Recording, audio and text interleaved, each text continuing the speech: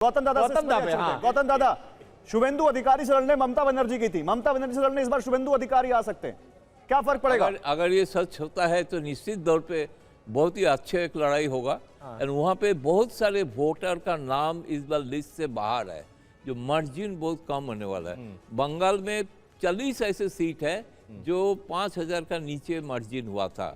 अगर उसी एरिया से 60 लाख वोटर जो अभी बाहर है वो अगर नहीं जोड़ते हैं, ऐसे बहुत सारे जिसमें 23 सीट शायद जो तृणमूल जीते थे, लेकिन 17 सीट ऐसे भी है जिसमें भाजपा भी जीते थे। ये एक देखने लायक चीज है कि इसमें अगर वोटर लिस्ट से वोट को नाम नहीं जोड़ पाते हैं तो वो कुछ जगह पे कॉन्टेस्ट बहुत कांटा। लेकिन लग रहा है आपको ममता ने खुद कहा मैं जीतूंगी, नंदीग्राम छोड़ देंगी। नहीं, ममता बोला है एक मीटिंग में मैं जीतूंगी लेकिन एक वोट से भी जीतूंगी। अच्छा, ये कह रहे हैं। वापस लौटते हैं सर आपसे, कॉन्फिडेंस इसी का नाम है सर। और पश्चिम बंगाल पर सबकी निगाहें हैं गौरव।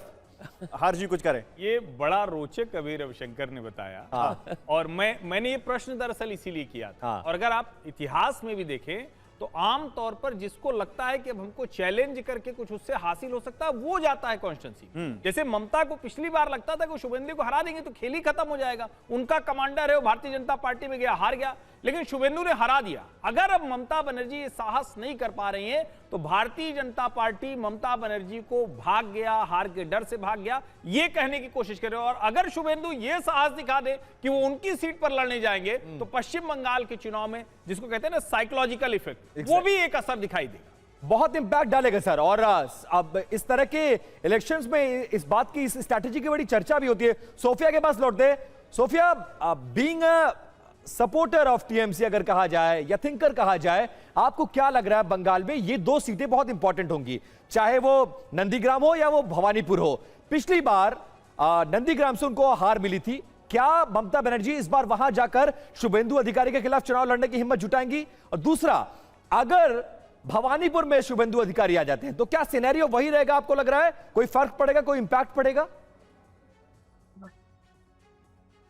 देखिए, मुझे जहां तक लगता है कि ये जितनी भी सीटें हैं, ममता बनर्जी जो भी प्रार्थी हो, जो भी कैंडिडेट्स हो, पर अल्टीमेट जो कैंडिडेट होती है वो ममता बनर्जी होती है, क्योंकि ममता बनर्जी के छवि को देखकर ही यहाँ पर लोग जो है वोट देते हैं। नहीं, टेक्निकली ये बताइए, वो 2 सीटों पर लड़ेंगे, 1 सीटों पर क्या नंदीग्राम जाएंगे कि नहीं जाएंगे? अभी तक सीटें जो है वो मुझे जहां तक लगता है ये अभी तक डिसीजन नहीं लिया गया है, या ले भी गया है तो वो उसको पब्लिक नहीं किया गया है, तो उसके बारे में मैं ज्यादा नहीं बोल पाऊंगी। लेकिन इतना तो तय है कि ममता बनर्जी हर एक सीट पर विराजमान है और ममता बनर्जी के ही छवि पर हर। ठीक है, ये आपने बड़ी बात कही है, लेकिन मैं अब नीरज के पास जाऊंगा।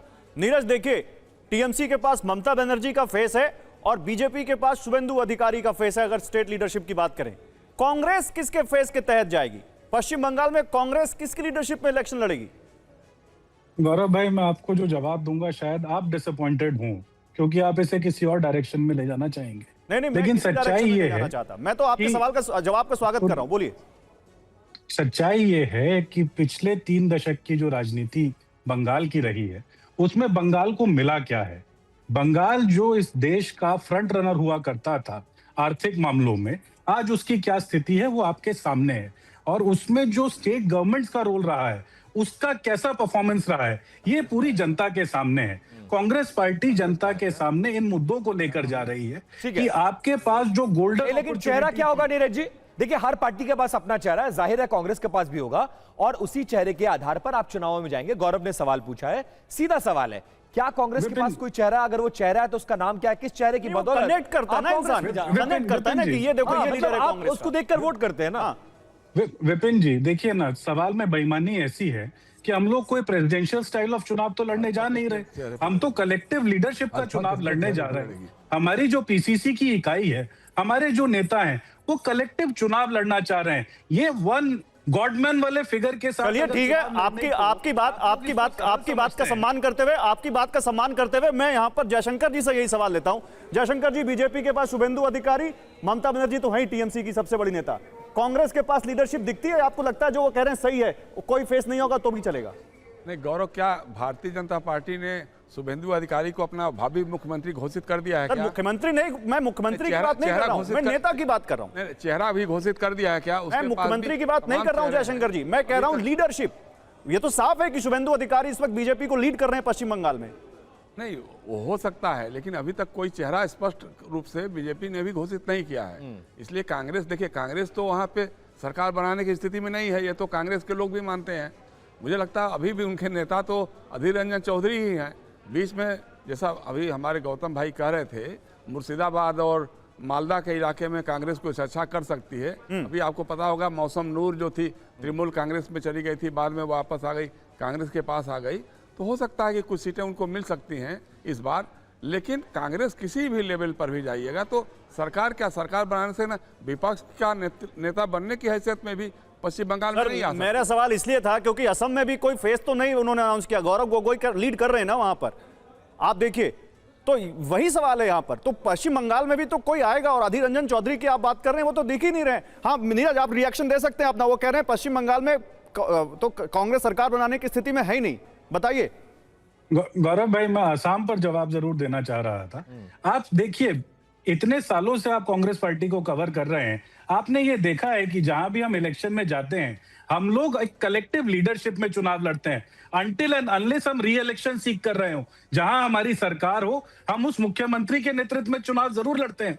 लेकिन जहां हमारी सरकार नहीं है, हमारी कलेक्टिव लीडरशिप होती है। आप 140 साल पुरानी पार्टी और जो पिछले 75 साल से चुनावी राजनीति कर रही, उसके अपने एथिक्स, अपने नियम, अपने कानून, उसको पब्लिक डोमेन में लाकर कंफ्यूज मत करिए। हमने कोई भी चुनाव जिसमें हम री इलेक्शन सीख ना कर रहे हो, हम किसी के नेतृत्व में नहीं लड़ते। और जयशंकर जी का सवाल बड़ा वैलिड है। आज तो पहले भाजपा ये क्लियर करे कि किस किस स्टेट में जयशंकर जी ने एक बात कही, वो तो आप अच्छे प्रवक्ता हैं, बड़ी अच्छे तरीके से स्किप कर गए। उन्होंने कहा कांग्रेस पश्चिम बंगाल में सरकार बनाने की स्थिति में नहीं है। हैं आप सहमत? गौरव भाई, हम तो जनता के मुद्दे उठाने की स्थिति में हैं, और जनता के मुद्दे जब उठाए जाते हैं तो वो चुनावी परिणामों में भी दिखते हैं। एक फेयर ओपन कॉन्टेस्ट है जिसमें हम अपनी पूरी ताकत के साथ जा रहे हैं, और जनता हमें आशीर्वाद देगी। ठीक है, समय कम है, आप जनता से आशीर्वाद मांग रहे हैं। सोफिया, लास्ट रिएक्शन आपसे, क्योंकि अब हमें विदा लेना पड़ेगा, समय वक्त बहुत कम है। जल्दी से ये बता दीजिए, पिछली बार की अपेक्षा इस बार बंगाल में क्या सिनेरियो चेंज होगा? पिछली बार बीजेपी ने बहुत मजबूत इलेक्शन रगड़ा था, 3 से 77, हालांकि 15 आपने तोड़ लिए हैं। इस बार इंपैक्ट, संभावनाएं क्या लग रहा है? और मुद्दे एसआईआर, घुसपैठ या भद्र मानुष, और इसके अलावा बाहरी और बंगाली का मुद्दा कितना इंपैक्ट कर रहा है वहां पर? और चुनाव आयोग, और चुनाव आयोग सबसे इंपॉर्टेंट। जहां तक मुझे लगता है कि 10 सीट बढ़ेगा घटेगा नहीं, क्योंकि देखिए लोग जो है यहाँ पर ग्राउंड लेवल की मैं बात कर रही हूँ, लोग जो है बहुत ज्यादा, जो बंगाल की जो रणनीति है, यहाँ पर लोग धर्म के नाम पर ज्यादा वोटिंग नहीं करते। यहाँ पर लोग जो है, खासकर हम महिलाओं की बात करें तो उनको बहुत सारे स्कीमें जो है वो लक्ष्मी भंडार से कन्याश्री हो या रूपोश्री हो, वो सारी चीजें इन प्रैक्टिकल मिलती हैं, और सिर्फ चुनाव से पहले या चुनाव तक ही वो महदूद नहीं रहती, वो मिलती ही रहती हैं। अभी चूंकि युवा साथी स्कीम भी शुरू हुआ है, जहां पर 1500 रुपए जो भी क्लास 10 पास कैंडिडेट्स हैं उनको दिया जा रहा है। तो मुझे लगता है ये सारी चीजों को लेकर ममता बनर्जी की सीट जो है डेफिनेटली बढ़ेगी। ठीक है, शमुना जी, इसी बात को बढ़ाते हुए पश्चिम बंगाल के सबसे बड़े मुद्दे अगर 3 चुनने हो तो कौन से होंगे आपके लिए अभी इस चुनाव में? देखिए, पश्चिम बंगाल में जो सबसे बड़ा मुद्दा तो भ्रष्टाचार का है, इसमें कोई शक नहीं कि पश्चिम बंगाल में भ्रष्टाचार बढ़ा है। अगर हम पिछली रिजीम से तुलना करें, नहीं 15 साल पहले के रिजीम से, तो भ्रष्टाचार बहुत ज़्यादा बढ़ा है।